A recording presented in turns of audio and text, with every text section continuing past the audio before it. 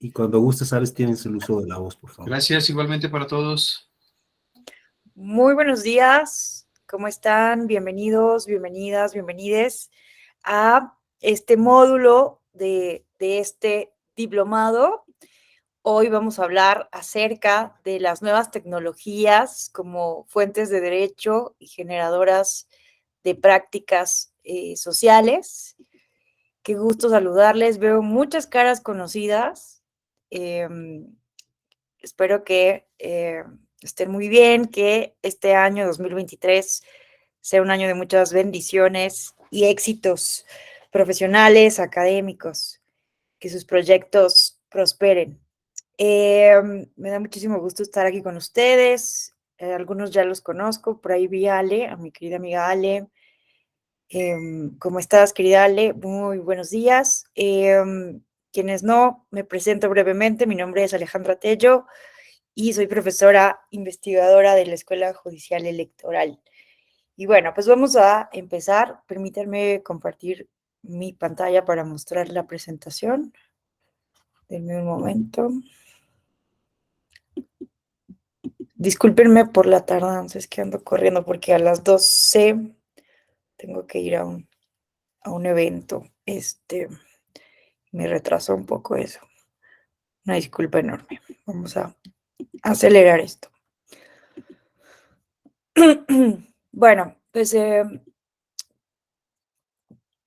qué trata este módulo? Bueno, la idea es que pues reflexionemos cómo las nuevas tecnologías, bueno, que muchas personas que son expertas en este rubro cuestionan este término, ¿no?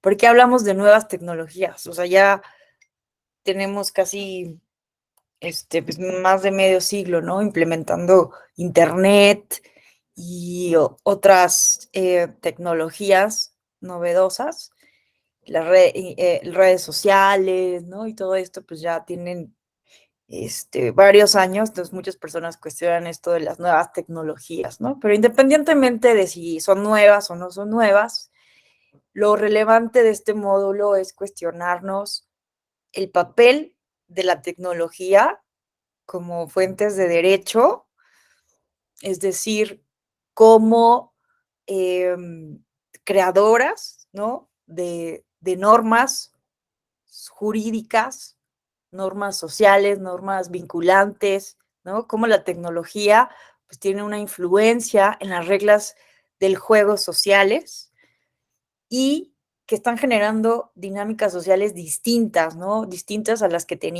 que podemos tener sin tecnología, ¿no? Diga, pensémoslo de una manera analógica. Entonces, pues bueno, la idea es hablar un poco de algunas de las tecnologías que han sido fundamentales, sobre todo en el campo, pues, de nuestra materia, que es el derecho electoral, cuáles tecnologías están ahí presentes y tenemos que analizarlas, sobre todo pensando, ¿no? En pues, los cambios que estamos observando, sobre todo en materia del modelo de comunicación política, en el sentido de que, bueno, yo generalmente he sido muy crítica, su servidora ha sido muy crítica, ¿no? De la actual regulación en materia de, pues, la comunicación política, dado que está centrada en radio y televisión, cuando las estadísticas, cuando los informes nos señalan que las redes sociales están desbancando completamente la forma en que la ciudadanía se entera de las campañas electorales, ¿no? Entonces, ¿por qué no estamos viendo esa parte? ¿Por qué no estamos regulando? Les voy a platicar un poco de mi observación. Tuve la oportunidad, el privilegio de observar las elecciones de primera y segunda vuelta en Brasil y es sumamente complejo, sumamente problemático el uso de las redes sociales, pero sobre todo la regulación para combatir la desinformación. Y bueno, vean lo que pasó, ¿no? Hace unos días, ¿no? La toma del Congreso, del Tribunal Supremo del Palacio de Gobierno por simpatizantes de Bolsonaro, ¿no? Justo cuando estábamos ahí en la misión, pues teníamos mucho miedo de que eso ocurriera el día en que el Tribunal Supremo Electoral diera a conocer los resultados. Afortunadamente en ese momento no fue así. Se habló, me parece que Alexandre G. Moraes, que es el presidente del Tribunal Supremo Electoral, que además pues es un tribunal mm, con mucho poder, porque muy protagonista, y también se cuestionaba eso, ¿no? O sea, Jair Bolsonaro también ejerció un discurso deslegitimador de las autoridades electorales, y todo esto utilizando la tecnología, ¿no? Entonces, hubieron una gran cantidad de sentencias en donde, pues, se bajaban contenidos. Entonces había mucha preocupación porque eso como tal, pues no estaba regulado, ¿no? Y todos sabemos que en términos de los estándares internacionales de libertad de expresión, cualquier regulación, cualquier prohibición, cualquier censura que pretenda hacer el Estado debe estar debidamente legislado en una ley, ¿no? Que pase por un proceso legislativo formal. Entonces, bueno, hay cosas muy, muy interesantes. Aquí, ahorita, más adelante les platicaré el caso de Brasil, más con detenimiento, pero vean la presentación atrás, podemos ver una imagen del movimiento Girasol, que fue un movimiento, si no mal recuerdo, de 2014, en donde los jóvenes, las y los jóvenes, eh, ya se me olvidó, de Taiwán, salen a las calles para protestar en contra de un acuerdo comercial que iba a hacer el gobierno con China, ¿no? Como ustedes saben, la isla pues tiene problemas históricos de reconocimiento de su soberanía como Estado independiente. China considera que forma parte, ¿no? de su Estado, pero los taiwaneses se consideran independientes, ¿no? Entonces, esto fue evidentemente un movimiento que se fomenta, que se dispara, que se incendia a partir, ¿no? Del manejo de las redes sociales. Y hoy Taiwán tiene un gobierno digital ejemplar para todo el mundo. Ya también hablaremos de él. Entonces, esa es un poco la idea, ¿no? Ver cómo la tecnología está generando nuevas fuentes de derecho, cuáles son las problemáticas a las que nos tenemos que enfrentar, que tenemos que ir reflexionando y cómo esto afecta también nuestro derecho electoral y cómo entonces tenemos que observar también cómo nuestras autoridades legislativas, electorales, están o no preparadas para los desafíos, ¿no? Afortunadamente, en México, a pesar de que hubo desinformación también, que está documentada en el más reciente proceso electoral presidencial, ¿no? Porque recordemos que pues somos un país todavía fuertemente presidencialista. 2018, estoy pensando, a pesar de la gran desinformación que hubo, pues no parece haber afectado, ¿no? El resultado de la elección. Pero bueno, recordemos qué pasó, ¿no? En Estados Unidos, con el caso de Donald Trump, la injerencia de Rusia, lo que se está dando a conocer, de las negociaciones que hubieron ahí. Entonces, la pregunta es, ¿no? En México estamos preparados, pedagógicamente hablando, estamos preparados normativamente hablando. Bueno, entonces son las preguntas. Pero bueno, la reflexión hay que llevarla un poco también. Me gustaría un poco el pasado, ¿no? Pensar el papel de la tecnología en nuestra vida, ¿no? Hay personas que son tecnófobos y esto lo podemos observar en la actualidad todavía, ¿no? Muy presente. Estaba recordando en una ocasión, la última feria del libro que tuvimos en el Tribunal Electoral del Poder Judicial de la Federación, antes de la pandemia, tuvimos unos talleres muy interesantes en donde invitamos a expertos y expertas y personas de la sociedad civil a discutir problemas públicos específicos. Entonces, en una de las mesas, en los talleres, invitamos a personas expertas y expertos en voto electrónico, y fue muy interesante porque invitamos tanto a defensores, a personas que han impulsado el voto electrónico en los lugares donde sí existe, ¿no? Por ejemplo, en Jalisco, en Coahuila, en Ciudad de México, las urnas que se han diseñado, los académicos, académicas que lo defienden, pero también sus detractores, quienes están en contra. Y había una persona que me llamó muchísimo la atención, que era tecnófobo, ¿no? Y que justo nos invitaba a reflexionar en los peligros de la tecnología, ¿no? Pero aquí lo que se trata es de, más allá, ¿no? De las filias, fobias sobre la tecnología, algunos, por el contrario, ¿no? Son fanáticos, fanáticas de la tecnología, y también se puede caer en un exceso, ¿no? De tener una fe ciega en la tecnología cuando también representa peligros, ¿no?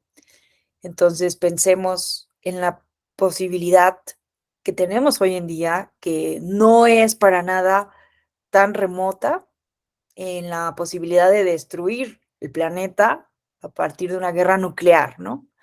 Como la tecnología también puede ser causa de destrucción, y entonces, pues no es fortuito, ¿no? Todos los estudios, las críticas, los cuestionamientos que, por ejemplo, emite la Escuela de Frankfurt, la teoría crítica, ¿no? Autores como Marx Horkheimer y Adorno, que escriben este libro, que recomiendo muchísimo su lectura, La dialéctica de la ilustración, en donde pues nos invitan justo a cuestionar esta fe ciega que hemos puesto no tanto en la tecnología, sino en la ciencia, en la ilustración, ¿no? Recuerden que después de la segunda posguerra se vino lo que se ha llamado como un periodo de eclipse de la razón. Teníamos todavía esa ingenuidad, esa fe ciega en que la ciencia, un poco como lo planteaba Augusto Comte, recuerden cómo Augusto Comte planteaba, ¿no? Sus diferentes estadios, y esta fe, esta teleología, ¿no? Tan absoluta, en que íbamos a progresar de manera lineal, sin ningún retroceso, íbamos a pasar de un estadio, ¿no? Primitivo, luego uno religioso, hasta llegar a uno científico, donde el conocimiento, la razón y la ciencia fueran los estándares, ¿no? Entonces también recordemos cómo el positivismo, ¿no? Que también tuvimos en México con Porfirio Díaz y los científicos, ¿no? Orden, y progreso, ¿no? Entonces, esta fe ciega en la tecnología, pues se viene en declive en el contexto de la Segunda Guerra Mundial, porque ahí, ¿no? Nos dimos cuenta, fuimos muy ingenuos, ingenua la humanidad, nos dimos cuenta, pues vimos todas las barbaridades, los horrores que somos capaces de cometer, ¿no? Y cómo la tecnología estaba siendo usada no para la paz y el progreso, sino para la muerte, la guerra y la destrucción de ciudades enteras, ¿no? Entonces, también, ¿no? Empezó ahí en ese momento a desarrollarse armas biológicas. Entonces, el propio Albert Einstein, ¿no? Este, escribió diferentes cartas preocupadísimo a, a Sigmund Freud, ¿no? Preguntándole por la naturaleza humana, cómo era posible que estuviéramos, ¿no? Utilizando el conocimiento para la destrucción, y Sigmund Freud le explica, ¿no? Que el ser humano tiene estas dos pulsiones, el eros y el tánatos, la pulsión de la vida y la pulsión de la destrucción. Forma parte inherente de la naturaleza humana. Y, y algo muy curioso, algo que es una paradoja que me parece súper interesante, que viene en una de estas cartas, que las pueden consultar en internet, son sumamente interesantes, que intercambian Albert Einstein y Sigmund Freud en este contexto del que estamos hablando. Y Sigmund Freud justo le dice, ¿no? Que bueno, porque Albert Einstein realmente estaba consternado, ¿no? Imagínense el grado de consternación que declaró en su momento, que si él hubiera sabido cómo la ciencia y el conocimiento iban a ser usadas por la humanidad, él hubiera preferido ser relojero. Imagínense, ¿no?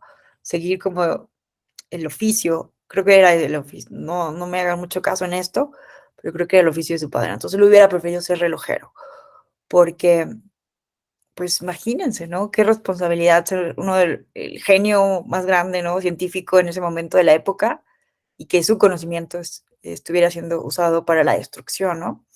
Entonces, lo que dice Sigmund Freud es esta paradoja. Los seres humanos podemos disminuir la pulsión destructiva de la muerte con cultura, sí, con con conocimiento, con cultura, con arte, pues sí, reflexionando, cuestionándonos, ¿no? Con filosofía. Pero, ¿qué pasa? Es una paradoja muy interesante.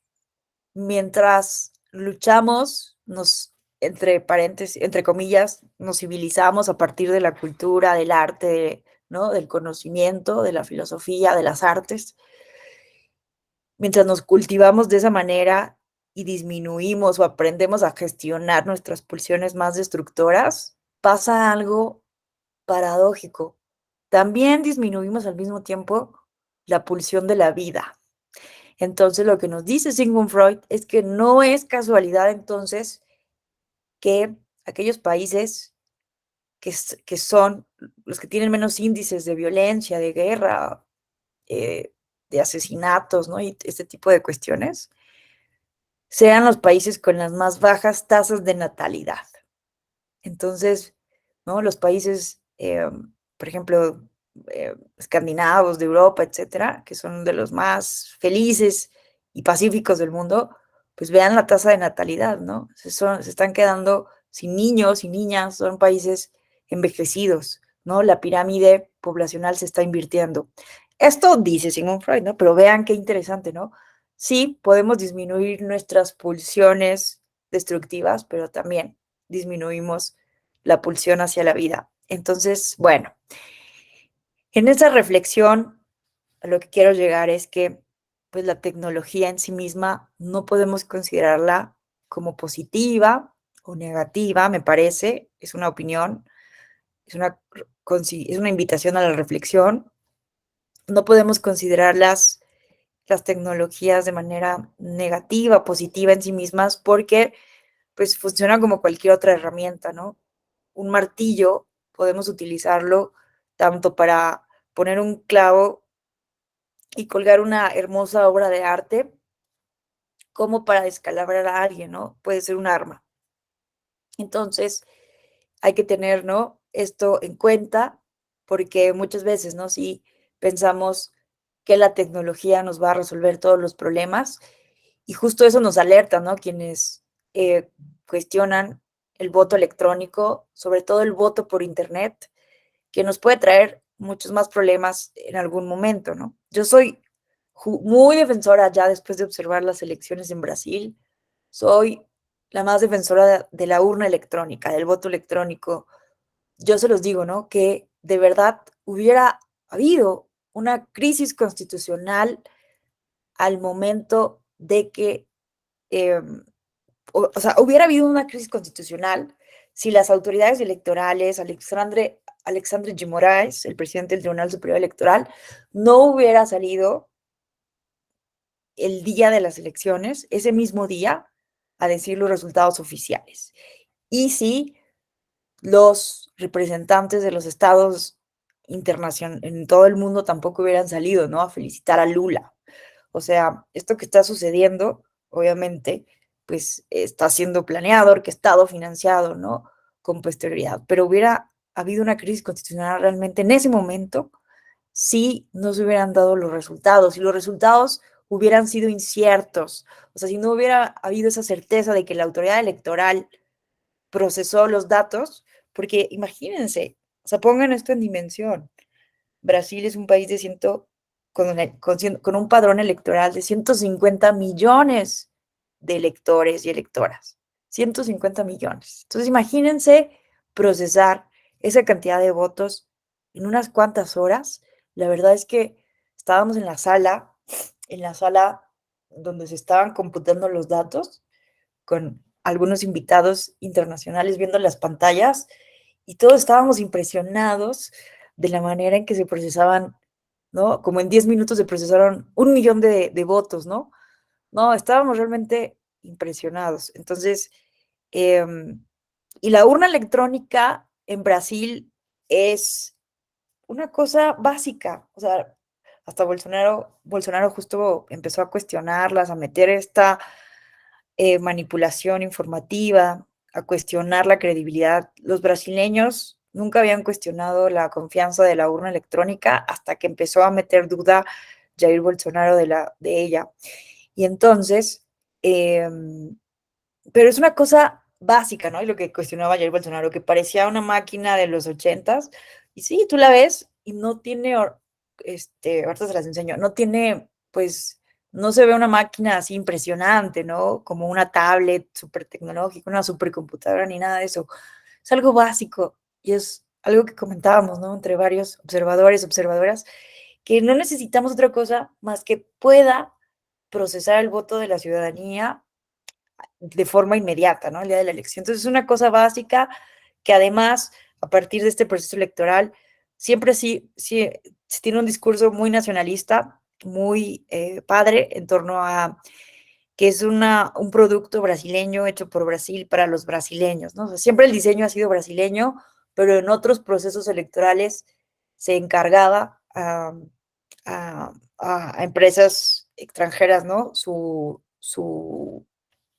creación, su proceso de creación, pero en esta ocasión, en Brasil mismo, el Instituto de Ciencia y Tecnología fue quien las empezó a hacer, ¿no? Y como relojitos, como una fábrica de reloj, como un reloj, hicieron una gran cantidad, ¿no? De urnas electrónicas. Entonces, también fue fundamental la manera en cómo se comunicó la información a la ciudadanía para contrastar este discurso de desinformación. Entonces,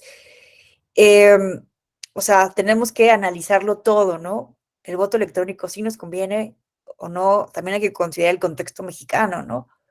De gran desconfianza, ¿no? Pensemos también, ¿no? En las elecciones de 2006, ¿qué hubiera cambiado si hubiéramos tenido una urna electrónica, ¿no? Ese estigma que todavía cargamos desde 2006, de esas elecciones tan cerradas, tan conflictivas, tal vez ahí, ¿no? El uso de cierta tecnología hubiera ayudado, ¿no? Porque el error ahí del Consejo General en ese momento, desde mi perspectiva, fue no salir a dar el resultado del conteo rápido, ¿no? Entonces, por un acuerdo previo, ¿no? De que si el resultado por cuestión estadística, ¿no? Porque ustedes saben que siempre hay un margen de error. Entonces, si llegaban a estar muy, muy cerca, que pudiera comprometer el margen de error, se firmó, ¿no? Un acuerdo en el Consejo General del entonces IFE que no iban a salir a dar el resultado. Y así fue, ¿no? A pesar de que el conteo rápido sí daba esta estimación estadística que, ojo, nunca ha fallado, ¿eh? Esta estimación estadística hecha por actuarios, nunca ha fallado. Entonces, el conteo rápido que hicieron en esa ocasión, pues no falló, dio la elección, ¿no? Dio el resultado a favor de Calderón, pero ahí yo creo que el error fue ahí político, ¿no? De no, este acuerdo que hicieron, de no salir a dar los resultados porque se puede revertir, ¿no? Entonces, bueno, creo que alguien levantó la mano.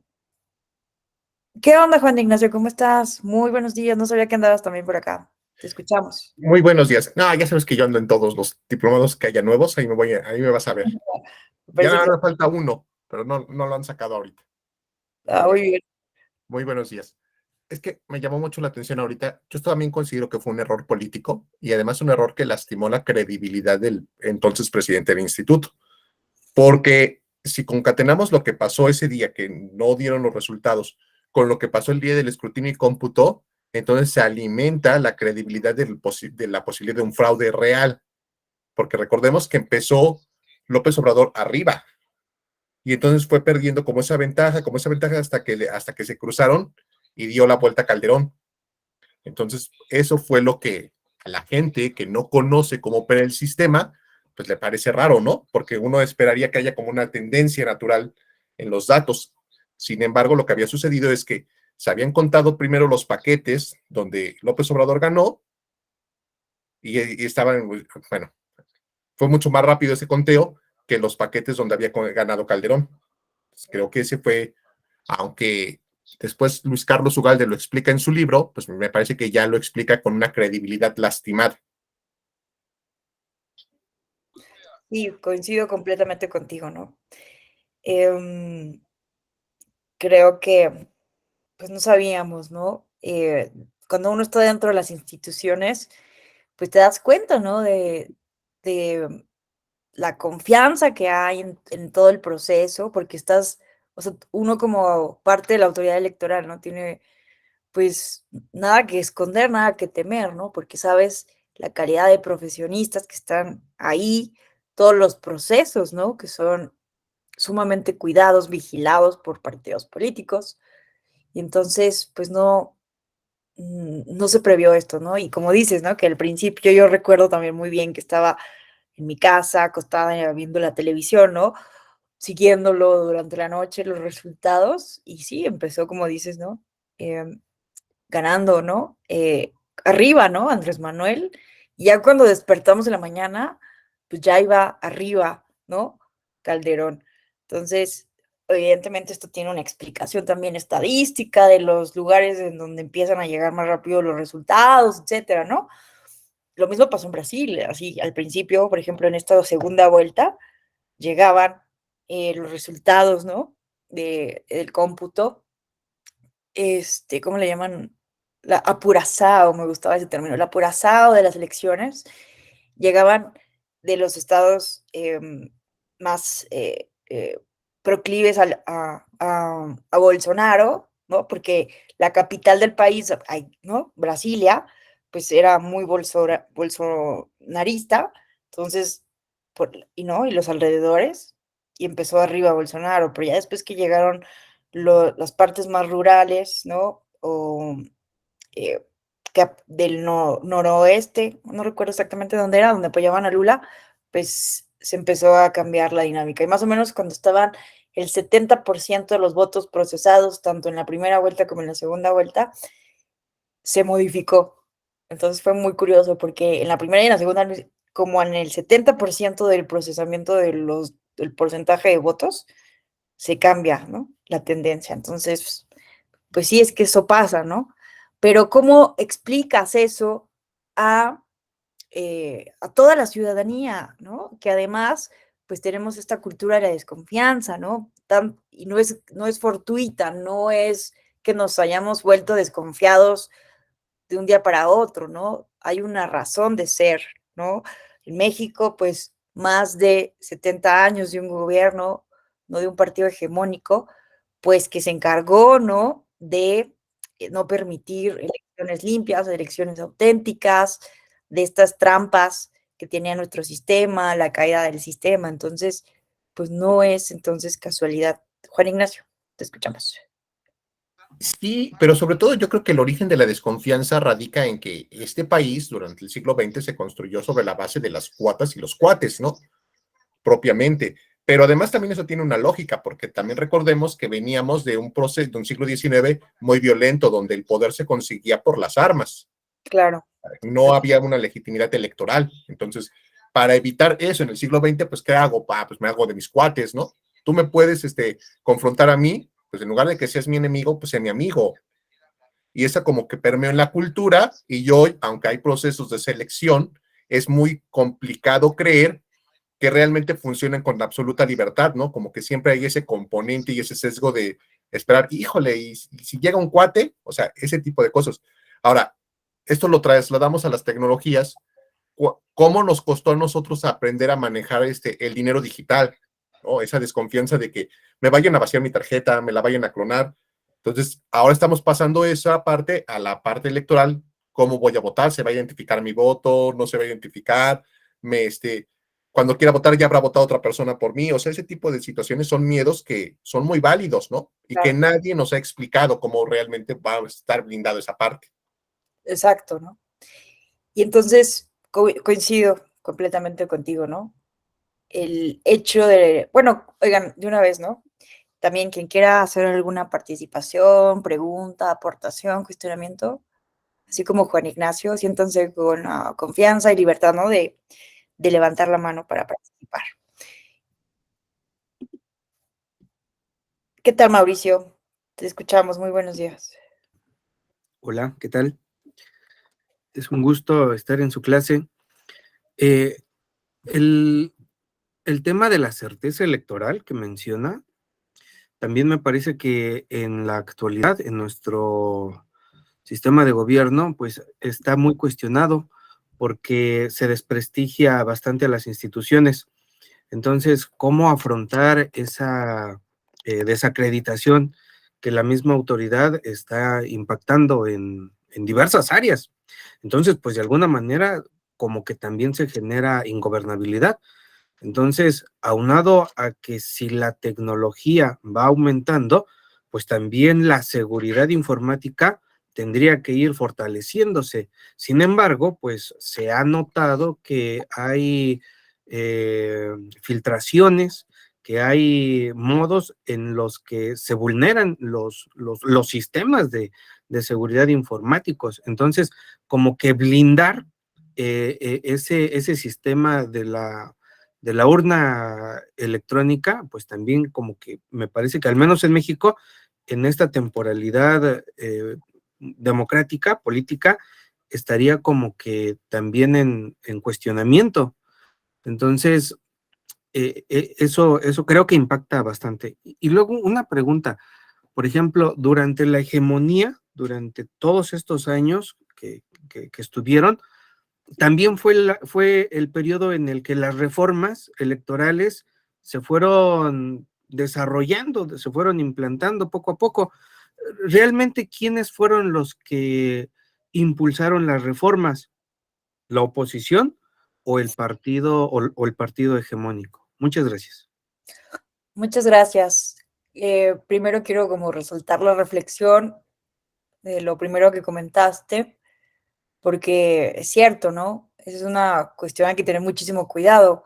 Todo sistema es hackeable, ¿no? Todo sistema puede ser intervenido, ¿no? No podemos tener una fe absoluta, ¿no? Un poco por eso hablaba de la dialéctica de la ilustración y de esta reflexión de el eclipse de la razón, porque nos hemos sido muy ingenuos, ¿no? En que la tecnología es buena en sí misma y no. Entonces, por eso, por ejemplo, la asociación Red por la Defensa de los Derechos Digitales nos alerta muchísimo de querer implementar, sobre todo el voto por Internet. Tienen un libro muy bueno de un ex colega justo de la Escuela Judicial Electoral, Vladimir Chorny, en donde hace un estudio, revisa cómo funciona el voto por Internet en el mundo, los problemas que han tenido y nos alerta, ¿no? De que para el caso mexicano también, sobre todo por lo que hemos estado mencionando, lo que tú también comentas, pues pudiera ser muy peligroso, ¿no? Si no tenemos un blindaje adecuado,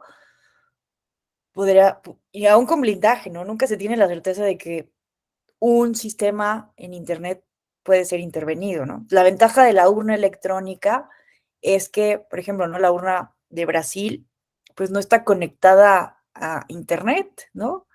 Entonces, ya hasta que se procesan los datos, quedan como en una memoria, que son ya transmitidos, y hay diferentes procedimientos que garantizan, ¿no? Que todo esto, bueno, se hace como primero una ceremonia para garantizar que las urnas están como configuradas desde cero. O sea, de verdad hay varios procedimientos para garantizar la confianza en las urnas electrónicas, ¿no? Pero aún así, hay posibilidad, bueno, sería muy, muy complejo, ¿no? Hackear más de 250,000 urnas, ¿no? Que no están conectadas a Internet. O sea, tendrá que ser un fraude orquestado, físico, realmente complejo, ¿no? Para hacer una manipulación de tal magnitud. Porque incluso algo muy interesante en Brasil, por ejemplo, es que cualquier persona, cualquier empresa, cualquier otro organismo del Estado puede tener acceso a los datos, ¿no? Estos datos deben quedar como respaldados por un tiempo y puede hacer una auditoría. Cualquier persona puede hacer una auditoría de las elecciones, ¿no? Y comprobar. También hay un grupo de secciones electorales, algunas secciones electorales, en donde el ciudadano vota, bueno, no recuerdo cómo hacen la prueba, pero para garantizar que lo que está votando en la urna realmente sea el voto. Miren, no les voy a engañar, pero hay diferente, no sé exactamente cómo funciona, pero no saben, ¿eh? No saben la cantidad de procesos que implementan en Brasil para que exista esta confianza en la urna electrónica y sobre todo a partir del cuestionamiento del expresidente. Entonces, pues sí, en México, como lo han dicho, pues sería muy complejo porque justo sea real o no sea real, ¿no? La duda de que alguien puede llegar y hackearlo todo, y después de también desde el 88, ¿no? La caída del sistema, el apagón, híjole, ¿no? Pues es muy duro, muy difícil implementar una confianza. Sea real, las dudas sean reales o no sean reales, estén sustentadas técnica o no técnicamente, complejo, ¿no? Incluso se habla de que en 2006 hubo un fraude, que hubo un algoritmo y no sé qué. Y bueno, Javier Aparicio tiene un artículo muy bueno, ¿no? Que explica por qué no hubo fraude a través de un algoritmo en 2006. Pero bueno, me parece que esto que mencionas es muy importante. Y lo segundo sobre el régimen hegemónico, a mí me parece que podemos analizarlo desde lo que nos dice Robert Dahl, ¿no? De las transiciones, de los procesos de apertura y liberalización del sistema. No es que el partido en el poder, de manera buena onda, ¿no? Dijera, sí, vamos a implementar una reforma porque estamos conscientes de que México necesita avanzar a la democracia y vamos a soltar el poder político. De ninguna manera, ¿no? Aquí pasó lo que dice Robert Dahl, ¿no? Que cuando el costo de reprimir a la oposición es más alto que el costo de tolerarla, es cuando los sistemas políticos, los regímenes políticos empiezan a liberalizarse, a implementar reformas, ¿no? Entonces, Soledad Loaesa lo explica muy bien, esto del gradualismo político. Todas nuestras reformas electorales, nuestros procesos de apertura que vienen desde los 60s, ¿no? De esta diputación de partido que empieza desde los 60s, es un proceso gradualista que se va dando a partir no de una concesión, insisto, ¿no? De buena onda, ¿no? De responsabilidad, sino a partir de presiones que ya no podían volver a ser reprimidas. Y piensen en el 68, piensen cómo el 68 y esta represión a los estudiantes fue una cuestión que tampoco podemos superar, ¿no? Que no podemos olvidar en nuestro país y cómo a partir del 68 empieza a radicalizarse la oposición. Piensen en las guerrillas y cómo pues todo esto empieza, ¿no? Empieza a diversificarse las fuentes de oposición y como no se estaba permitiendo la oposición legítima de manera institucional, o sea, piensen que el Partido Comunista no fue legal hasta el 76, ¿no? O sea, tuvo que estar siempre en la clandestinidad. Entonces, pues ya, ¿no? Llegó ese momento, la gota que derrama el vaso, el 76, una elección en la que solo hubo un candidato a la presidencia de la República, José López Portillo, se redujo, se incrementó, me parece, como 5 o 4 veces el voto nulo y también se incrementó el abstencionismo.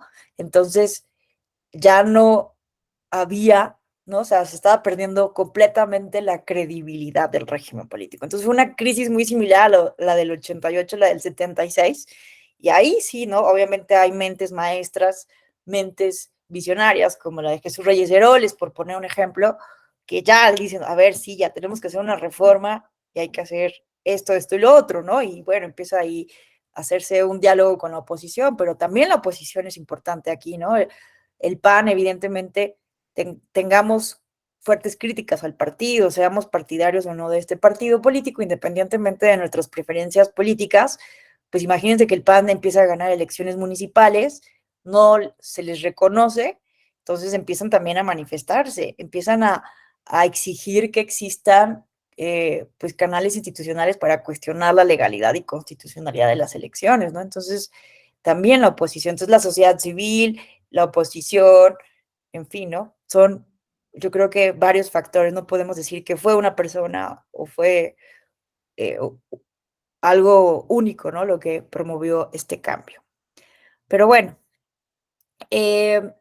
entonces, creo que lo importante aquí es reflexionar en cómo, pues esto tiene que, cualquier cambio tecnológico que queramos implementar en nuestras democracias, pues no puede ser de sopetón, ¿no? No puede ser de golpe. Y esto es una recomendación que muchos expertos en voto electrónico, por ejemplo, estoy pensando en Ernesto Ramos, quien es actualmente consejero electoral del Instituto Electoral de la Ciudad de México y que es experto en voto electrónico, nos dice esto, ¿no? No podemos implementar la tecnología, el voto electrónico de un día para otro, ¿no? Entonces, me parece que lo que está haciendo ahora, ¿no? El Instituto Nacional Electoral, de implementar poco a poco, ¿no? A través de diferentes pruebas, piloto, etcétera, de ir haciendo pruebas en algunas urnas, en algunas elecciones locales, etcétera. O sea, eso me parece bien porque se está introduciendo poco a poco, ¿no? Esta forma de hacer las elecciones en la ciudadanía y han tenido resultados muy positivos, ¿no? Se hacen también encuestas de qué les parece, ¿no? A la ciudadanía votar a partir de una urna electrónica y ha tenido gran aceptación. Las encuestas son positivas, ¿no? Porque si un día para otro queremos decir, se acabó el voto en papel en México, vamos a implementar el voto en urna, tipo Brasil, de un día para otro, pues evidentemente podría ser desastroso, ¿no? Y más cuando no hay todo cambio político-social y requiere de una fuerte, intensa pedagogía pública. Y ahí tenemos un talón de Aquiles importantísimo en México, ¿no? Si de un día para otro queremos hacer un cambio y no hemos socializado los pros, los contras, los porqués de estos cambios, pues recuerden que el ser humano es conservador, ¿no? Entonces se va a resistir al cambio. Entonces, y más en una cultura de la desconfianza. Entonces no podemos hacerlo de un día para otro y necesitamos además una fuerte pedagogía pública, ¿no?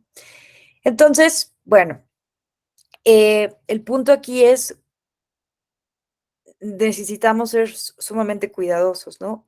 Para introducir la tecnología a favor de la humanidad. Tenemos que hacerlo de manera inteligente y también tendríamos que preguntarnos, ¿no? ¿Para qué queremos la tecnología? ¿Solo porque sí? ¿Vamos a implementar el voto electrónico, por ejemplo, nada más porque sí, porque está cool, porque así lo hace Brasil, porque, o sea, también tendríamos que reflexionar que no solamente es la tecnología por la tecnología misma, ¿no? La tecnología nos tiene que ayudar a resolver los problemas sociales, ¿no? Si no, pues estaríamos, ¿no? Dándole una ponderación, pues inadecuada, ¿no? Al gasto público cuando no está resolviendo un problema, ¿no? Entonces también eso es importante. Si la tecnología va a ser utilizada para resolver. Entonces, por ejemplo, en México, lo que nos dicen los expertos en el voto electrónico es que eh, eh, podría ser muy útil para el caso mexicano, evidentemente, implementar, a lo mejor no de golpe el voto electrónico para una elección federal concurrente, ¿no? Presidencial, ¿no? Concurrente con otras elecciones locales y con la elección al Senado y el Congreso de la Unión, pero sí a lo mejor implementar cierta tecnología para el conteo de los votos o para el reconteo de los votos porque ustedes saben muy bien lo extenuante que puede llegar a ser un recuento total de los votos. Ya tuvimos el caso de Puebla, el caso de Campeche, que hubo un recuento total de la elección, ¿no? A la gubernatura. Y no sé si aquí hay personas que hayan estado en ese recuento. Yo personalmente no he estado, pero tengo colegas que sí han estado y me cuentan. O sea, son sesiones realmente extenuantes. En México han fallecido personas en los procesos de recuento de los votos a nivel distrital. O sea, porque son días de estar ahí, ¿no? Casi las 24 horas haciendo el recuento del papel. Entonces, también, ¿no? Yo sí tuve la oportunidad de ir a ver la bodega en donde estaban los votos de la elección de 2006. Qué cosa, es una cosa impresionante. O sea, caminé por donde estaban todos los votos ahí resguardados, donde estaba resguardado por los militares. Era una cosa impresionante. O sea, realmente yo veía, o sea, entendí por qué era inviable, ¿no? Hacer el voto por voto, casilla por casilla, en ese momento, sin legislación. Híjole, entonces, bueno, esta era una primera reflexión que quería compartirles, pero pensemos, ¿no? Que a pesar de estas advertencias, ¿no? Que hay que tener, pues sí hay que pensar, ¿no? Cómo la tecnología, pues sí ha influenciado muchísimo a la sociedad humana, tan solo desde las reflexiones, ¿no? De la literatura, este gran mito de Prometeo, quien es un titano conocido como el protector de la civilización humana, porque los dioses, ¿no? No querían que, no, según el mito, ¿no? Que la humanidad progresara, y Prometeo se roba el fuego, ¿no? Y se los da a los seres humanos, ¿no? Entonces, bueno, después es castigado, pero cómo a partir del fuego, ¿no? Los historiadores, antropólogos, le dan un peso muy importante a cómo el ser humano empezó con el manejo, el adiestramiento del fuego, y cómo a partir de ahí, ¿no? Empezamos a cocinar, a cocinar la carne, ¿no? Y cómo también esto, comer carne cocida, todos estos proteínas, nutrientes, etcétera, pues también fue modificando el cerebro humano, ¿no? Biológicamente también son procesos evolutivos muy importantes, ¿no? Entonces, como el fuego no solamente pudo modificar biológicamente al ser humano, sino también culturalmente, ¿no? Cómo empezó a organizarse la sociedad a partir, ¿no? Del uso del fuego.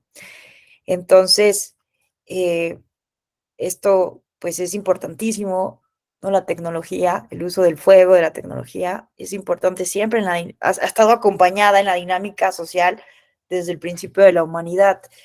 Y bueno, pensemos, por ejemplo, en el papel de la imprenta, ¿no? Cómo empieza también, ¿no? La humanidad, pues a acelerar el proceso de aprendizaje social a partir de este gran invento, ¿no? De difundir de manera masiva, pues el conocimiento, ¿no? Porque hasta entonces, pues era el conocimiento, recordemos, ¿no? Se difundía de boca a boca, a partir, ¿no? De los escribanos que pasaban días, años copiando las grandes obras, ¿no? Y solamente un grupo muy cerrado de intelectuales que sabían leer y escribir, que sabían latín, ¿no? O sea, pensemos que en la imprenta fue una de las cuestiones centrales de la reforma protestante, ¿no? Entonces, así se pudieron difundir, ¿no? Las tesis de Martín Lutero, ¿no? Cuestionando justo este centralismo, este oportunismo de la Iglesia Católica, en el que solamente, o sea, imagínense esto, ¿no? Los sacerdotes, o sea, la reforma protestante tiene un gran impacto democrático porque, o sea, visualicemos esto, ¿no? Solamente las personas, los sacerdotes, recuerden esta idea, ¿no? Los que sabían latín eran los que podían tener interpretación de la Biblia, eran los únicos que podían leer e interpretar la Biblia, y eran los únicos que tenían contacto con la divinidad, ¿no? Entonces ellos eran como unos intermediarios entre las personas, el pueblo y Dios y la divinidad, ¿no? Entonces viene Martín Lutero, clava sus famosas tesis un 31 de octubre de 1500, ay, no me acuerdo la fecha, perdónenme, soy muy mala para las fechas, pero clava estas tesis en esta iglesia y después son difundidas a partir de la imprenta y empieza a generar realmente un movimiento fuertísimo, ¿no? Y traduce algo importantísimo, traduce la Biblia del latín al alemán. Y esto se imprime, ¿no? En la imprenta. Entonces, imagínense, esa cuestión fue revolucionaria. Cualquier persona común y corriente, ¿no? Bueno, ni tanto, porque no todo el mundo sabía leer y escribir, pero ya no necesitaba saber latín para tener una interpretación de la Biblia y tener contacto con Dios. Ya sabiendo tu lengua nativa, ¿no? Podías tener este contacto con Dios. Eso fue completamente revolucionario. Y en México, o sea, nada más para que caigamos en cuenta, todavía había misas en latín en la década de los 60 en México. Entonces iban las personas a misa y ni siquiera sabían lo que estaba diciendo el padre porque estaban las misas en latín. Hola, Ale, ¿cómo estás? Feliz año, qué gusto verte. Te escuchamos. Hola, maestra Ale, un gusto, feliz año también. Siempre es un honor ser tu alumna. Yo nada más quería comentar que respecto a esto que dices de Martín Lutero, que la Biblia se publicó en idioma o el lenguaje común, pero que no todas las personas sabían leer, que de todos modos el impacto en esa época fue impresionante porque si bien no todos sabían leer, quienes sí sabían ya podían también predicar, o sea, podían compartir su interpretación propia de lo que decía la Biblia. Y eso fue lo que generó, también aportó cambios sociales en cómo, en el pensamiento de las personas, y por eso la iglesia, bueno, sí, la iglesia como institución estaba tan molesta en esa época. Qué interesante, ¿no? Claro, Ale, tienes toda la razón. Predicar, ¿no? Quienes sí sabían leer, ya podían predicar. Entonces ya no eran unos cuantos, ¿no? Los sacerdotes católicos, quienes eran los únicos que podían predicar, ¿no? Entonces fue revolucionario, ¿no? Entonces, por eso, como dice Ale, pues la iglesia estuvo muy enojada y viene esta escisión famosa, ¿no? De las iglesias protestantes y de la iglesia católica, ¿no? Viene esta escisión y bueno, también hubo un periodo fuertísimo, ¿no? De guerras religiosas en Europa que costó muchísimas vidas humanas, pero sí, ¿no? Miren que hay una foto, ¿no? Representando cuando Martín Lutero clava aquí sus famosas tesis en contra de los dogmas de la Iglesia Católica. Y bueno, también, aunque hay personas que matizan, relativizan las conclusiones de Max Weber, pues Max Weber tiene este famoso texto, que aquí lo tengo, ¿no? Que lo recomiendo muchísimo, La ética protestante y el espíritu del capitalismo, que bueno, hay ya quienes cuestionan, ¿no? Insisto, ¿no? Las conclusiones de Max Weber, pero Max Weber, ¿no? Nos habla de cómo justo la ética protestante, esta idea que es muy diferente del catolicismo, ¿no? De que si uno trabaja, va a prosperar y el paraíso está aquí en la tierra, ¿no? No hay que esperar la redención en la muerte, ¿no? Como un poco de la doctrina tradicional católica, y cómo eso genera el espíritu del capitalismo, ¿no? Esta idea de que si trabajo, me esfuerzo, voy a progresar, ¿no? Entonces, cómo esa ética protestante es fundamental para el avance del capitalismo, sobre todo en países anglosajones, ¿no? Entonces, bueno, insisto, hay que tener cuidado con estas conclusiones, estas aseveraciones así tan contundentes, pero, o sea, vean, ¿no? Como la imprenta, la tecnología, pues sí fue una pieza clave importante de un proceso cultural, religioso de nuestra historia, ¿no? Y que tiene un componente sumamente democrático y que también fue fundamental para la modernidad, ¿no? En fin, eh, bueno, también hay que pensar en otra tecnología que que modificó también la forma de comunicarnos políticamente, ¿no? Estoy pensando en el auge de la radio y de la televisión, ¿no? Y pensemos cómo esto, pues, modifica de manera contundente la manera de hacer campañas electorales, ¿no? Siempre saco estos ejemplos, pero piensen cómo se hacían, siempre que han habido elecciones, siempre han habido campañas políticas, ¿no? Entonces, pues vean que, que antes, ¿no?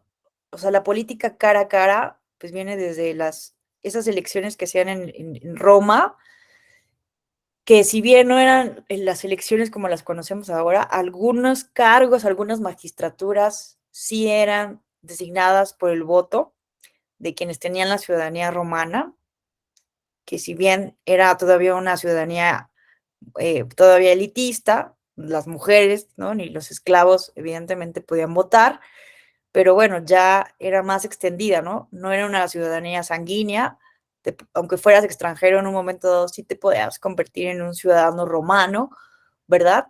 Entonces, eran diferentes, ¿no? Definitivamente no podemos compararlas a las elecciones del mundo occidental contemporáneo, pero pensemos justo, ¿no? En cómo se hacían los procesos de campaña, y de aquí viene la palabra, ¿no? De candidato, porque usaban una cándida blanca, ¿no? Esta toga blanca era, ¿no? La cándida candidato, los candidatos usaban una toga blanca como para hacer referencia de que eran personas honestas, confiables, puras, ¿no? Entonces de ahí viene la palabra candidato, y salían a las plazas públicas acompañadas de un nomenclator, que era una persona que le soplaba al oído el nombre de las personas notables, de los ciudadanos notables que sabían que iban a ir a votar, y entonces les llamaba por su nombre, ¿no? Como para ganarse su voto, su favor. Y entonces, pues sí, eso era hacer la política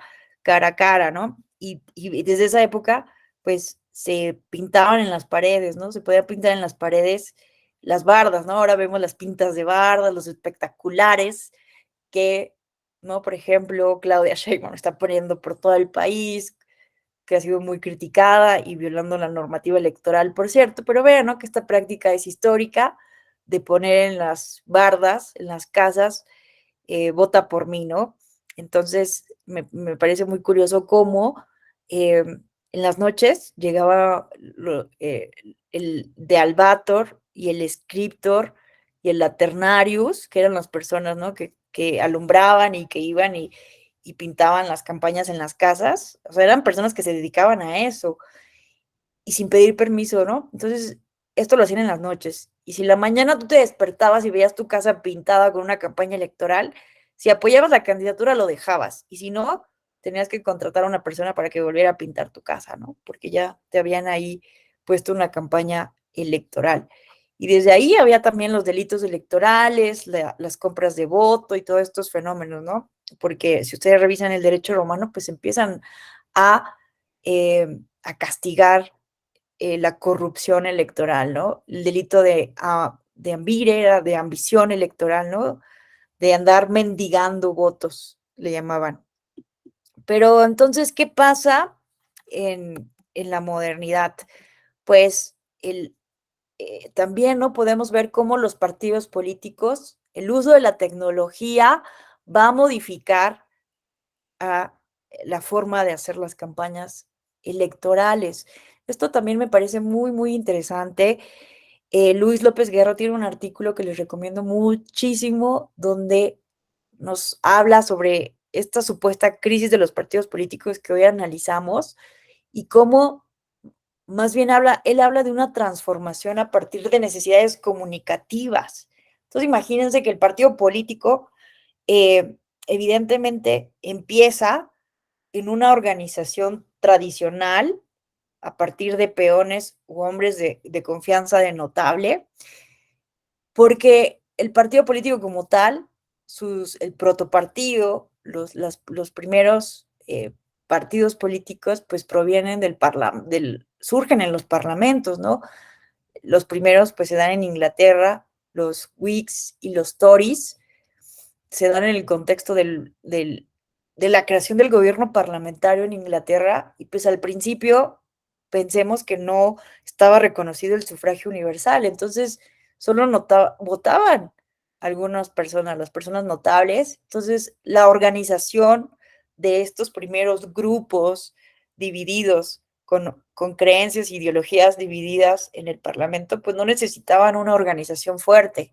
Y cómo esto se transforma a partir del reconocimiento del sufragio universal. Entonces imagínense que en un momento dado van a votar la clase obrera, va a votar no solamente los ricos, este grupo muy cerrado de personas notables, sino también los pobres, la clase obrera, y después también las mujeres, ¿no? O sea, no es casualidad que en Inglaterra se dé la primera ola del movimiento feminista con este grupo de sufragistas que se logra, ¿no? Después de muchísima lucha, de mucha violencia política en razón de género, de incluso, ¿no? De muertes que hubo ahí de feministas, que se logra el reconocimiento. Pero imagínense, ¿no? Que de un momento a otro hay nuevos y nuevas ciudadanas. Los partidos políticos entonces empiezan a transformar sus estructuras organizativas porque hay una necesidad comunicativa de ir a ganar el voto, ir a educar a los nuevos ciudadanos, ciudadanas y ganárselas. Entonces ahí empiezan a hacer periódicos para educar a las ciudadanas. Ahí empieza a crearse el partido de masas, porque hay que ir a comunicar a la masa y hacer campaña electoral a la masa, ¿no? Entonces vean cómo también la tecnología que hay en un momento dado permite cierta dinámica política electoral. Entonces, pues era muy común, ¿no? Si hay una gran cantidad de electorado al que hay que ir a convencer, necesitamos una organización grande partidista. Entonces también empieza ahí a hacerse, ¿no? La burocracia partidista. Empieza, pues tienen que hacer mítines políticos, ir a tocar la política cara a cara, como lo hacían los romanos, ¿no? En casa, ir a convencer. Pero ¿qué pasa? Que esto se modifica de manera dramática, o sea, de verdad, hubo un cambio también importantísimo a partir de el auge de la radio y la televisión, y a partir de en que empezaron los políticos a hacer campaña, a pasar sus programas y sus propuestas, sus discursos en la radio y la televisión, ¿no? Pero esto también es muy interesante. Vamos a tener, ¿es este viernes? Ay, sí, fíjense que se me había ido, pero creo que es este viernes o el próximo. Va a estar con nosotros el doctor Marco Arellano, que es un politólogo de la UNAM y que también trabaja en la Ibero. Y Marco Arellano tiene unos libros, investigaciones extraordinarias sobre la influencia de la campaña negativa en las elecciones de 2006.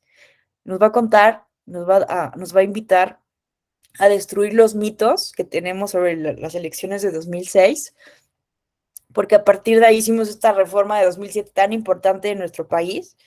Entonces, Marco Arellano habla en su investigación, que releí hace poco, de cómo, si bien no se sabe con certeza cuáles son los efectos de las campañas negativas, un efecto colateral de esto, y que también del que también habla Luis López Guerra en este artículo que les recomiendo muchísimo, si bien con la radio y la televisión los partidos políticos pudieron llegar a más audiencias, pudiera ser que los efectos negativos han sido mayores. ¿Por qué? Porque se empezó a ver la política como una imposición. Empezó a haber un hartazgo fuerte de la política. O sea, imagínate que la gente el ciudadano promedio, estaba viendo su programa favorito, que aquí lo podemos ver, Mi Bella Genio, y de repente le meten un discurso de Nixon, ¿no? Así, le quitan su programa favorito para meter un programa de Nixon.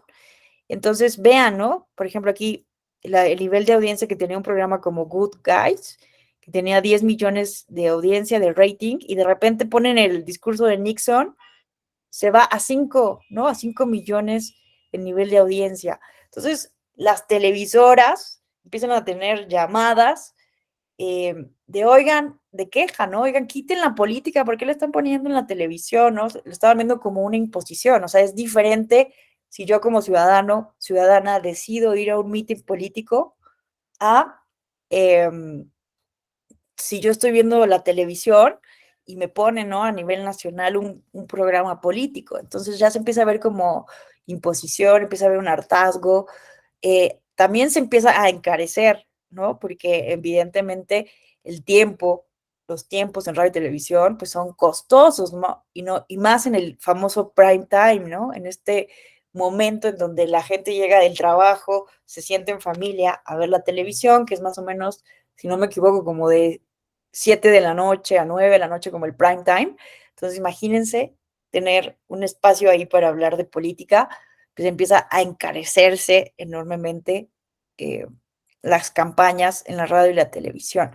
Y evidentemente esto reduce la política cara. Los partidos políticos se dan cuenta que ya no es necesario ir a hacer tanto esfuerzo físico, material, para ir a buscar a los votantes, sino que ya pueden manifestar sus propuestas y darse a conocer en radio y la televisión. Y también recordemos que en esta época pues empieza también estos grandes procesos de marketing político. No sé si vieron la serie de Mad Men, ¿no? Que muestra cómo es este proceso, ¿no? Del marketing eh, comercial en Estados Unidos, todo un fenómeno, ¿no? Para hacer creer, ¿no? Por ejemplo, a la sociedad que fumar, aunque ya se sabía que era malo, en ese momento había estudios de que no importa si me hace daño, yo tengo que seguir fumando, ¿no?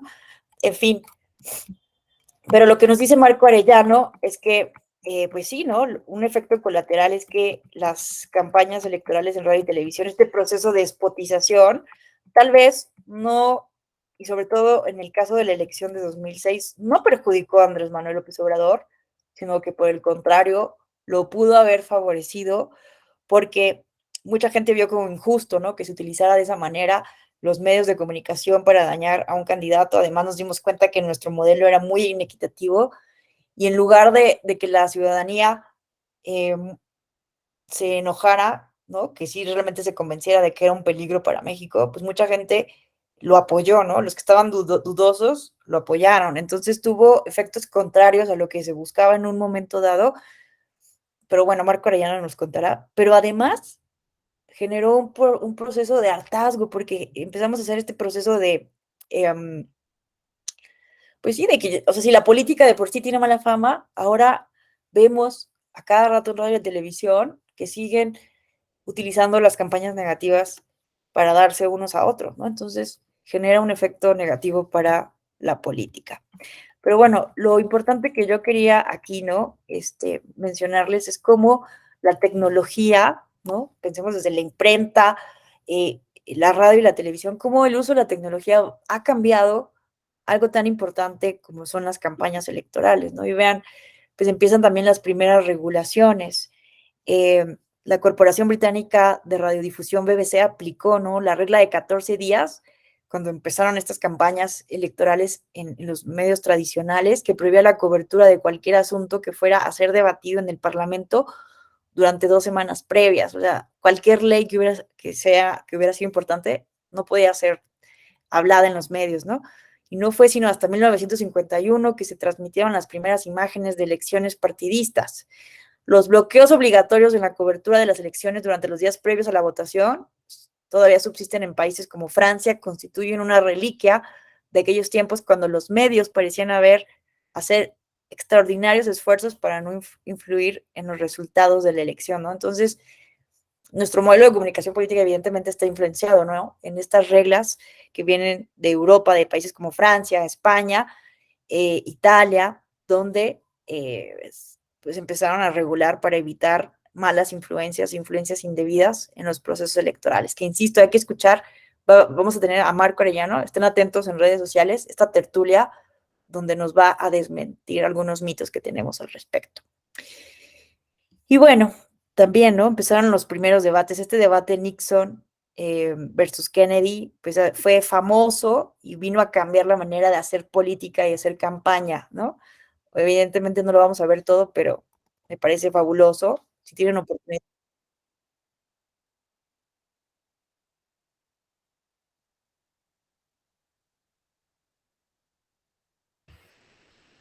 No se escucha.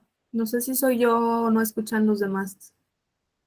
Bueno, no se preocupen, es que como esta computadora no le he hecho como ajustes, pero no lo vamos a ver, porque además ya no tenemos tiempo. Pero les invito a que lo busquen en YouTube. Es uno de los debates más importantes y que vino a cambiar, ¿no? La manera de hacer política en Estados Unidos y en el mundo, ¿no? Que bueno, todavía en México tenemos como debates muy acartonados, todavía no estamos tan satisfechos de la manera en que hacemos nuestros debates, pero por ejemplo, hace poco, bueno, que vi los debates en Brasil, no los vi físicamente, o sea, los seguí en la televisión, pero me pareció extraordinario, o sea, yo decía, híjole, en algún momento dado se van a agarrar Jair Bolsonaro y Lula porque estaban parados frente a frente, caminaban por el estudio en un formato mucho menos acartonado y se daban con todo, ¿eh? O sea, la verdad fue muy interesante. Entonces, bueno, pero bueno, ahora estamos, ¿no? Probando con nuevas tecnologías para hacer las campañas electorales. Estamos hablando de el uso de las redes sociales, ¿no? Bueno, vemos que la tecnología también ha modificado la manera, ha tenido muchísimas cuestiones positivas en términos políticos, ¿no?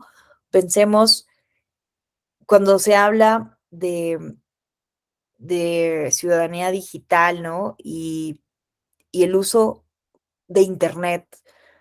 Porque, bueno, antes quiero como mencionar esto. Decimos, ¿no? Que estamos en una crisis de los partidos políticos y bueno, tendríamos también que estudiarlo, insisto, ¿no? A partir de esa transformación en la radio y en la televisión. Y ahora también, ¿no? Vemos que se está ahondando esta crisis, pero también tendríamos que analizar la manera en cómo se está modificando la necesidad de tener intermediarios, ¿no? Miren, les voy a hablar, ¿no? Por ejemplo, del partido de la Red. El partido de la Red es un partido político creado en Argentina, en donde justamente están cuestionando la manera en que estamos haciendo política en el siglo XXI. Pia Mancini, bueno, es que no se va a escuchar el video, pero bueno, yo mejor les platico porque no se va a ver el video, pero mejor les enseño.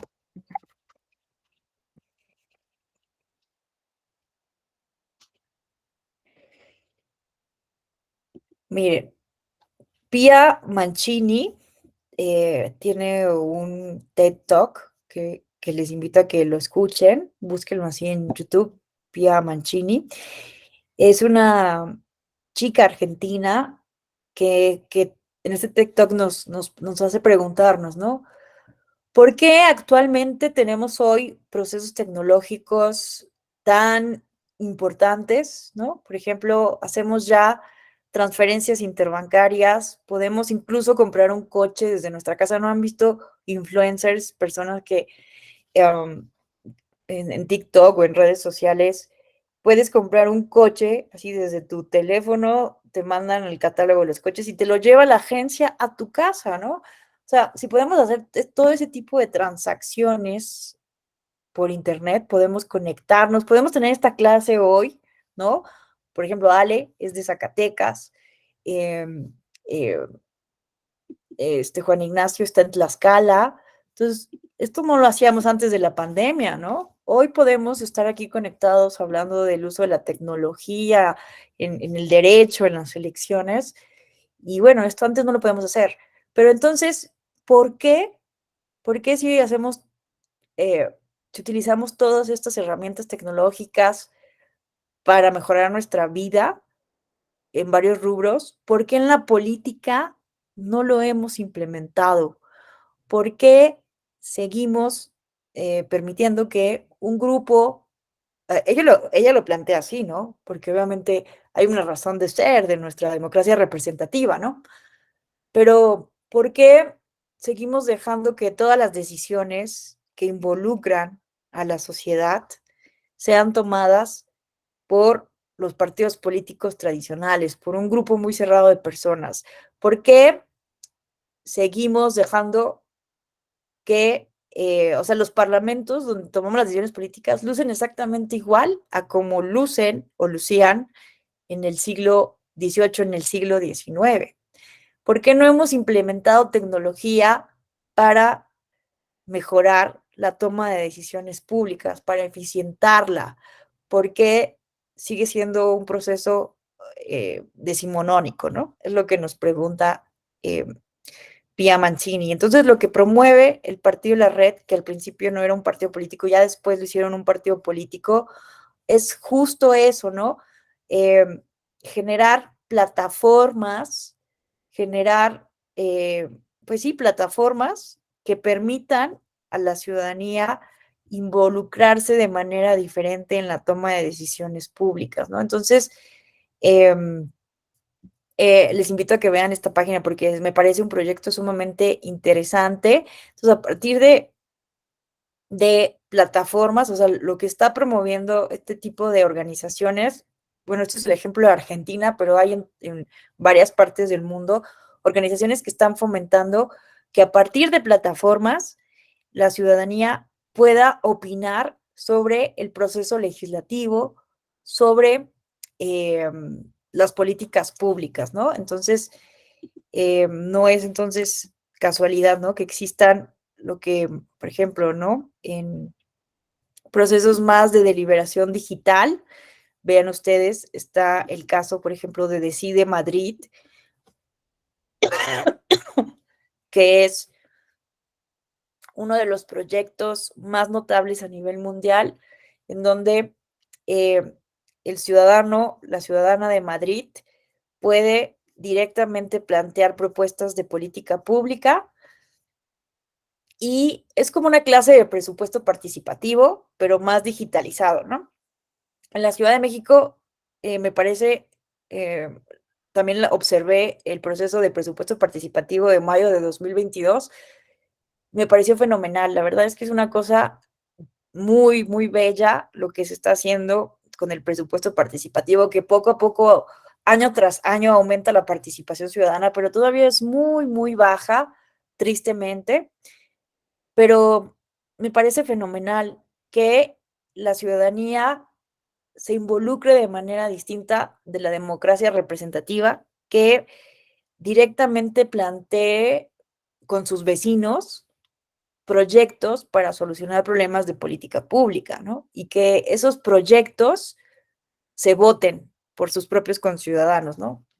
Así funciona en la Ciudad de México y se han hecho proyectos maravillosos, ¿no? Búsquenlo en YouTube, los videos que se llaman Enchula tu colonia, y se han hecho parques, se han pintado por artistas, ¿no? Los muros, las casas, como para embellecer y darle otro sentido al paisaje urbano. No, la verdad son cuestiones maravillosas que se han hecho y que poco se conoce por la ciudadanía de la Ciudad de México.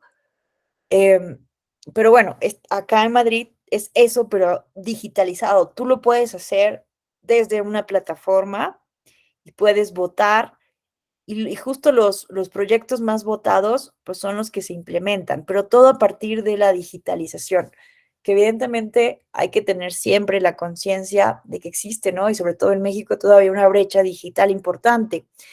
Más o menos el 20% de la población en México no tiene acceso a Internet o tiene un Internet deficiente, una conexión deficiente, entonces, o no sabe usarla. Entonces, también ahí está la brecha digital, ¿no? De las personas, por ejemplo, adultas mayores que no saben usar una computadora o un teléfono móvil, ahí también hay una brecha digital que, pues, no permite el acceso igualitario, ¿no? Al Internet. Entonces, hay que tener cuidado porque tampoco se trata de digitalizar todo, dejando atrás a ciertos grupos poblacionales, pero lo importante, ¿no?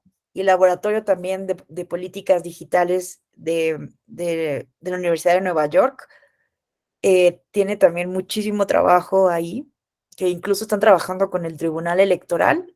Eh, este, para, para mejorar, ¿no?, sus procesos internos.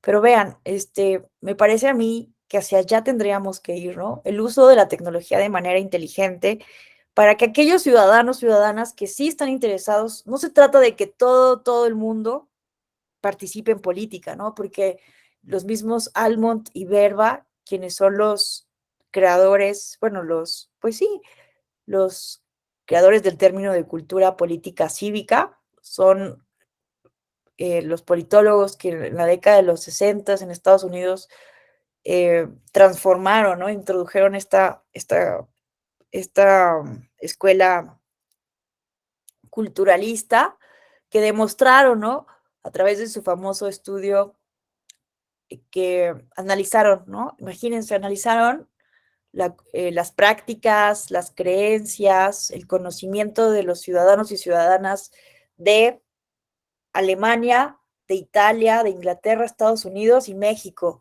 en la década de los 60. ¿Y a qué conclusión llegaron? Demostraron empíricamente que también la cultura, el conocimiento, la educación es fundamental para el sostenimiento de la democracia. Entonces, a mí me parece, evidentemente hay mucha crítica ahí, porque evidentemente todos estos estudios, estos avances impresionantes de la ciencia política norteamericana, pues hay que decirlo, se dan en un momento de la Guerra Fría, donde Estados Unidos, su gobierno, estaba financiando extraordinariamente a las universidades, a los programas de ciencias sociales, ¿no?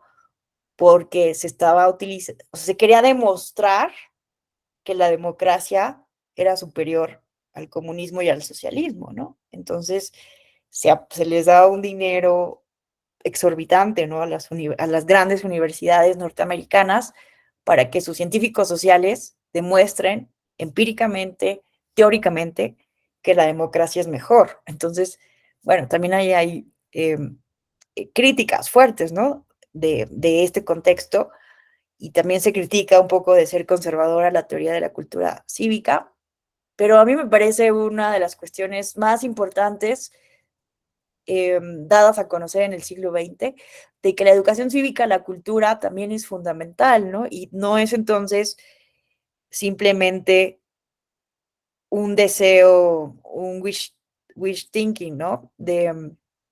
Wishful thinking, en el sentido de, la educación cívica es algo que debemos implementar como un buen deseo. No, es algo fundamental para el sostenimiento de nuestras democracias, y a mí me parece que no nos ha caído el 20. Es algo de lo que siempre estoy tratando de decirlo, ¿no?, fuertemente, porque vean qué presupuesto le dedicamos a la educación cívica frente al presupuesto que le dedicamos a vigilar, a castigar, a fiscalizar, a sancionar. O sea, no hay nivel de comparación, ¿no? Siempre el presupuesto educativo es mínimo comparado con presupuesto para vigilar, castigar y procesos que nos están demostrando que no están siendo eficientes para disminuir las malas prácticas electorales. Pero ya me perdí. A lo que voy con todo esto es que, imagínense, tener una plataforma en donde podamos... ya me acordé que iba.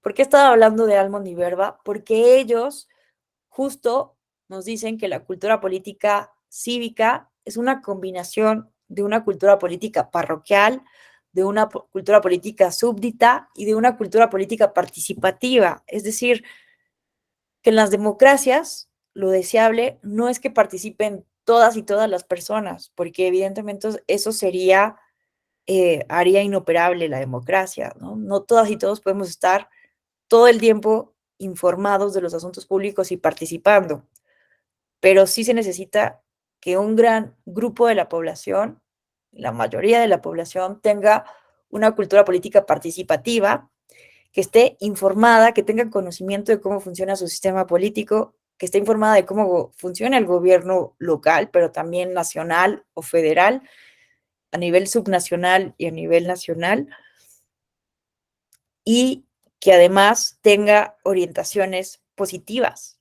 afectos positivos hacia la democracia, ¿no? Que confíe. Porque también, si no confiamos en nuestras instituciones, se fomenta la no participación. En fin, entonces, no, la idea no es que todo el mundo participemos en estas plataformas digitales, pero que sí sea una herramienta para que aquellos que genuinamente quieren participar, promover que las personas que están siendo víctimas de problemas públicos muy específicos sean, ¿no?, las que a través de este tipo de plataformas puedan manifestar los problemas públicos y también plantear propuestas de solución. Entonces, son plataformas que todavía no se conocen mucho por las personas, pero existen en una gran cantidad de países, ¿no? Bueno, aquí puse un ejemplo de Metepec, porque Metepec ha sido galardonada varias veces como un gobierno municipal digital. Tiene una plataforma excelente, ¿no? Casi todos sus trámites municipales se pueden hacer en línea, pero vean, en la India, en Islandia, en Taiwán, en Brasil, en Madrid, en Colombia, hay varios ejemplos de plataformas que están buscando esto, ¿no? El uso de la tecnología para fomentar la participación política. Déjenme ver la hora. No sé si hasta aquí nos quedan 20 minutos y he estado monopolizando el uso de la voz. No sé si hasta aquí alguien quisiera hacer un comentario, participar, mencionar algo. ¿Todo bien? Bueno, entonces continuamos. Bueno, pero esto parece como un paraíso digital, ¿no? Sí, vamos a crear plataformas en donde la gente participe. Bueno, vean este caso de Brasil, a mí me gusta mucho. Se llama Wikileaks. Vean esto. Es una plataforma en donde la ciudadanía puede opinar sobre párrafo por párrafo de un proyecto legislativo. Entonces, imagínense que eso lo hubiéramos podido hacer, lo pudiéramos hacer para el caso de nuestra reforma electoral. Que cualquier persona interesada, nosotros que estamos interesados en el derecho electoral, que tenemos cierto nivel de expertise en el derecho electoral, pudiéramos hacer comentarios párrafo por párrafo y que eso realmente fuera tomado en cuenta por las y los legisladores. Bueno, aquí no me abre la página. Déjenme ver qué está pasando. No me abre para enseñarles, no sé por qué. Pero, a ver, vamos a buscarlo acá. Wikileaks, Brasil.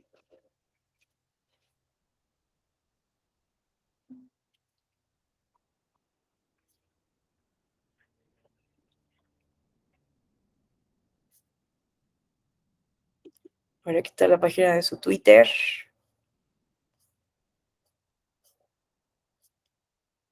Bueno, no importa, pero les platico. No me abre aquí el link. Ahí está. No, no abre. Parece ser que está caído, no sé. Cámara dos Diputados. Pero bueno, a lo que voy es que esta plataforma tal vez ya no esté vigente, tal vez ya no esté en funcionamiento, pero en un momento dado, ciudadanos y ciudadanas brasileñas podían opinar párrafo por párrafo de proyectos legislativos. Pero hablando del caso brasileño, vean, a mí me encanta esto, hasta lo vean, como tuve que hacer un estudio de la justicia electoral brasileña, aquí puse en mis favoritos algunas de sus páginas y vean, aquí tengo dentro de mis favoritos este sistema. Vean qué belleza, se los quiero enseñar porque creo que deberíamos implementar esto en nuestra justicia electoral, en nuestro tribunal electoral. Vean qué belleza. Esto es un sistema de estadística procesal. Es un portal de datos abiertos, un portal del Tribunal Superior Electoral de Brasil. Vean, yo creo que con esto vamos a cerrar porque ya se nos está acabando el tiempo. Les voy a enseñar esto porque a mí me pareció fenomenal. No solamente quiero resaltar el uso del voto electrónico en Brasil, sino vean esto. Y no solamente lo tiene ahorita les enseño el del Tribunal Supremo Federal, que es como su Corte Suprema, su Corte Constitucional, porque en Brasil está muy interesante esto, porque el Tribunal Supremo Electoral no es como el Tribunal Electoral de aquí, ¿no? Del Poder Judicial de la Federación, que se dedica exclusivamente a resolver las impugnaciones y a tutelar los derechos humanos, ¿no? A controlar la legalidad, constitucionalidad y convencionalidad de los procesos electorales, sino que este Tribunal Superior Electoral de Brasil funciona también como una autoridad administrativa, es decir, organiza también elecciones y no solamente eso, también procesa las denuncias de delitos electorales. Entonces imagínense que este Tribunal de Brasil es el INE y la FEPADE, o sea, la hora oficial ya no es FEPADE, y el Tribunal Electoral del Poder Judicial de la Federación en una sola institución.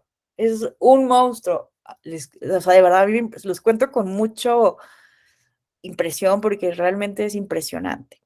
Y vas y está todo así en un mismo edificio enorme, porque además la arquitectura de Brasilia es así impresionante, ¿no? Es así como enorme, la ciudad está planificada, uno se siente como si estuviera en Washington porque antes la capital estaba en Sao Paulo, ¿no? ¿En dónde estaba? En Río de Janeiro, la capital, y se movió, ¿no? En los 60s a Brasilia, entonces, y fue un arquitecto buenísimo, ¿no?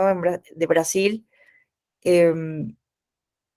Niemeyer, ¿no? Quien hace esta arquitectura impresionante de Brasil. Esas fotos que vieron, ¿no? De los seguidores de Bolsonaro tomando el Congreso, que es gran esfera, es el Congreso, y es impresionante, es hermosa la arquitectura, ¿no? Pero bueno, entonces imagínense, es un monstruo que resuelve todos estos procesos, ¿no? Pero vean que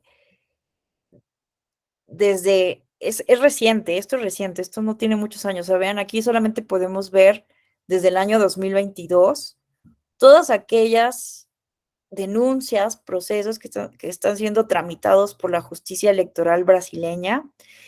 Pero vean, o sea, uno puede ver por tipo de clase judicial, que además es una locura. O sea, si aquí en México nos espantamos y estamos ya así como díjole, yo pensaba, se los juro, que no había un derecho electoral más complejo que el mexicano. Pero cuando vi esto de Brasil, me retracté, se los juro, porque además el Tribunal Supremo Electoral, ellos se promocionan como un tribunal que tiene 90 años de tradición, con pausa durante la dictadura brasileña, pero vean, nuestra justicia electoral tiene solo 25 años. Entonces yo realmente, y porque además la observación electoral no había entrado a Brasil, la OEA no había entrado a Brasil hasta la elección de 2018. Entonces como que no era un referente, como que aparte Brasil pues tiene una cultura muy distinta, al ser una colonia portuguesa, y tiene un derecho también un poco diferente, ¿no? Además de que hablan portugués. Entonces, la verdad es que México siempre ha sido el principal referente en materia de derecho electoral de América Latina, del continente. Entonces, bueno, como que yo siento que no había mucho conocimiento de lo que era Brasil, de su magnitud, ¿no? No había observación electoral internacional, insisto, pero bueno, la verdad es que a mí me sorprendió, porque si aquí en México decimos hay que simplificar porque tenemos el JDC, el JRC, el PES, ¿no? O sea, estamos hablando de todo esto, el juicio electoral, etcétera, ¿no? Todos nuestros medios de impugnación en materia electoral, que bueno, también vamos a analizar qué implicaciones tiene la nueva ley que publicaron, que se aprobó en el Congreso de la Unión, pero no les miento, en Brasil tienen más de 150 clases procesales en su justicia electoral, o sea, ellos sí necesitan simplificar. No, o sea, de verdad es que yo estaba desconcertada porque pues, tenía que hacer un informe de la justicia electoral brasileña y vean, o sea, no podía con tantos medios de impugnación. Y si no hubiera sido por este sistema, yo realmente me hubiera perdido. Pero vean, es que es maravilloso porque uno puede incluso hacer cruzamiento de datos. O sea, aquí está, ¿no? ¿Cuántos agravos de instrumentos hay? ¿Cuántos agravos en recurso especial electoral, apurazado de la elección, ¿no? es que cada acto procesal lo tienen clasificado de una manera específica. Pero vean qué belleza, porque aquí te dan la estadística de los actuados, de los tramitados, de los conclusos, los que ya tienen una decisión, y aparte los puedes, entras aquí y aquí están, entras aquí y aquí está todo digitalizado, la cadena procesal digitalizada. Entonces, bueno, espérense. Es que necesitamos uno ver que ya tenga decisión. A ver, Entonces, vean, esto realmente me parece una herramienta de justicia abierta, auténtica, porque vean, aquí podemos ver, ¿no? Quiénes son las partes procesales, que además aquí se registran todos los abogados. De verdad, el negocio de litigio electoral en Brasil es millonario, ¿no? Millonario. O sea, hubo análisis de periodistas que hacían cuentas de cuánto se gastó cada candidato, tanto Lula como Bolsonaro, en juicios electorales. Y algo muy interesante es que forma parte del fondo partidario, ¿no? Entonces, bueno, pero vean, esto me parece fabuloso porque uno puede entrar aquí a cada uno de los procesos y ver las diferentes decisiones, descargarlas de manera, bueno, que esto en México también es, ¿no? Es público, pero no solamente eso, sino cada uno de todo el expediente. O sea, uno puede consultar todo el expediente y ver los diferentes, bueno, todo lo que está en autos, por decirlo de alguna manera, ¿no? Entonces, me parece esto fenomenal y que es reciente, vean. Y esto te permite hacer una gran cantidad de estadísticas, ¿no? Y bueno, esto también lo tiene el Supremo SFT, el Supremo Tribunal Federal, porque les estaba contando que Brasil es un órgano que concentra las tres funciones: penal, jurisdiccional y administrativa. Y si bien realiza un control difuso de constitucionalidad al estilo del Tribunal Electoral del Poder Judicial de la Federación, no tiene la última palabra, ¿no? Se puede todavía por impugnar, ¿no? Ante el Supremo Tribunal Federal, y ellos son quienes tienen la última palabra en la justicia constitucional. Entonces, pero ellos también tienen un portal de datos abiertos que, vean, Corte Abierta, que me parece fundamental. También estuve ahí explorándolo y gracias a esto pude tener estadísticas muy buenas para hacer un informe mucho más puntual, ¿no? Pero vean, o sea, uno puede, y esto sí puede ir más atrás en los años, a diferencia del Tribunal Supremo Electoral,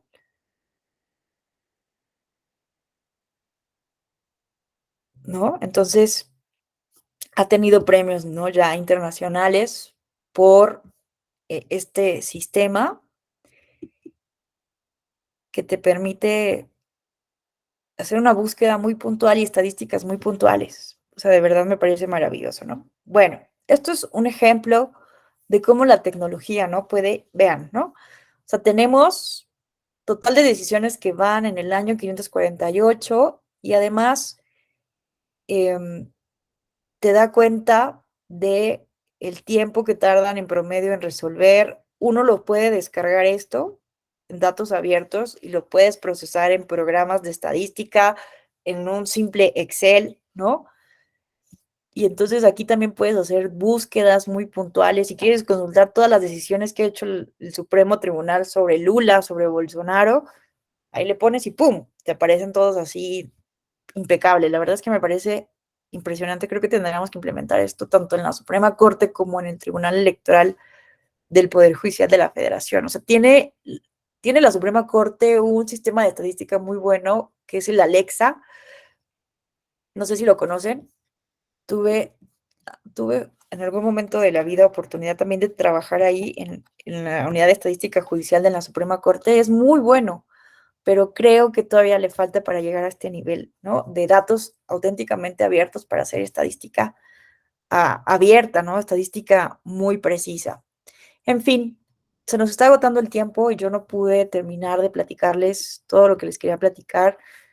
Pero creo que lo importante aquí es ver, ¿no? Que la tecnología, cuando identificamos plenamente cuáles son nuestros problemas que tenemos que resolver, puede realmente ayudarnos a resolverlos, ¿no? Hay también un debate de cómo la inteligencia artificial puede ser en un momento utilizada para resolver incluso casos legales, ¿no? Casos, juicios, cierto tipo de casos, obviamente no los casos difíciles de los que nos hablaba Dworkin, pero hay un debate muy interesante y ya salió el primer abogado virtual, me parece, ¿no? Y yo tenía un fuerte rechazo a esto, ¿no? Porque los seres humanos tenemos una capacidad que la inteligencia artificial todavía no tiene, ¿no? Esta cuestión ética, moral, que las máquinas no tienen, pero déjenme decirles que estuve en algún momento en una conferencia con, ay, se me olvidan los nombres, bueno, no importa el nombre, de una académica española muy reconocida, que, que habla de este gran déficit que hay, ¿no? De la cantidad de rezago que hay en muchos tribunales, la justicia ordinaria, la justicia cotidiana, una gran cantidad de casos, gente que no tiene sentencia, que está en las cárceles, y que hay formas en que la inteligencia artificial pudiera ayudarnos a acelerar este tipo de casos, ¿no? Pero obviamente todo esto es peligroso, ¿no? O sea, no que sea la inteligencia artificial quien tome la decisión final, porque al final de cuentas eso sí tendrían que hacerlo los seres humanos, los jueces, juezas, pero que ayudaran como a hacer el proyecto de sentencia, ¿no? La inteligencia artificial, y que fuera revisado al final por secretarios o por jueces, magistrados y magistradas.